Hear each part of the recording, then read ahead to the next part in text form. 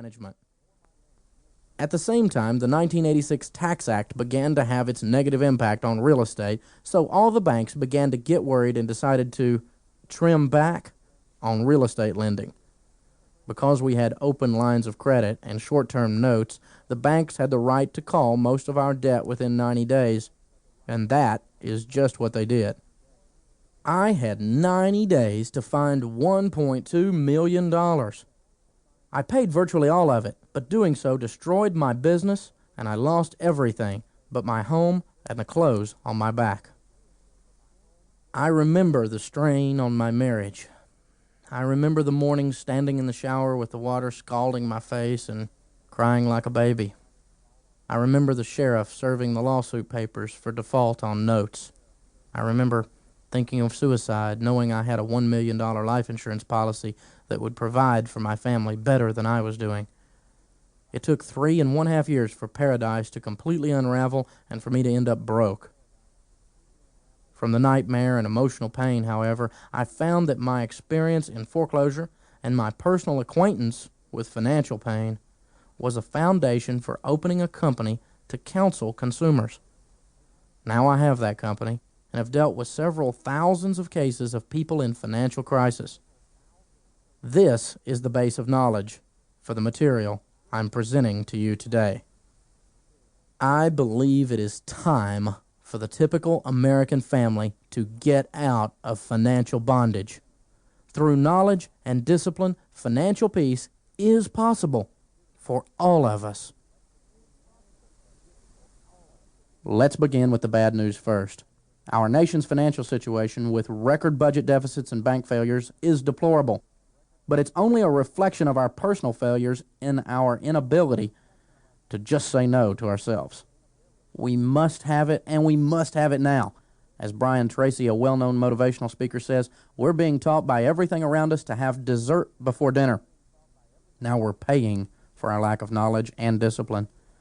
The statistics of financial failure show clearly that our decline is steady and that there is no attributable correlation with inflation, unemployment, recession, or any national trend, except the rise in personal debt. Look at these figures. In 1929, only 2% of American homes had a mortgage, and by 1962, only 2% didn't have mortgages.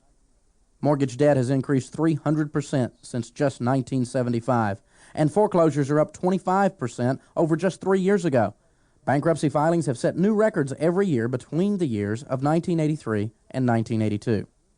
The 1970s, 80s, and 90s have seen lending and borrowing at an all-time high. We want it all, and we can borrow to get it all before we can afford it all. Over the last 40 years, we have gradually become a nation of consumers instead of the nation of producers we used to be. We want lots of stuff, and we want it now, and we want only the best. Now, I'm not criticizing owning nice things because I own stuff. However, we've stressed our family budgets and often crashed ourselves by buying all of this stuff before we can really afford it. I have had enough. Enough living in bondage to stuff. Enough of having a bank collector, credit card collector, or mortgage company call and ruin my evening with those collection calls. I finally got sick and tired of it. And when I got sick and tired of being sick and tired, I decided to learn something about money, how it works, how it really works, and how to work it. You too can turn your personal financial problems and challenges into opportunities in just a few weeks. If you need more peace in your financial life, hear me out. As I said earlier, there is a way. Let's get down to basics. It is almost impossible to get out of high school today without knowing what an amoeba is. Now there's a valuable piece of information. But few high school seniors can keep a checkbook balanced. They're taught virtually nothing about the real world of money. I'm not talking about money on Wall Street. I'm talking about money on your street. We're not taught basic principles of managing and making financial decisions for our own families. In my counseling experience, I've found that money has two basic properties which most people don't acknowledge or understand. First, money is active. And second, money is amoral. What do I mean by money is active? Finance and money are always moving. Time, interest rates, amounts, cash flows, inflation,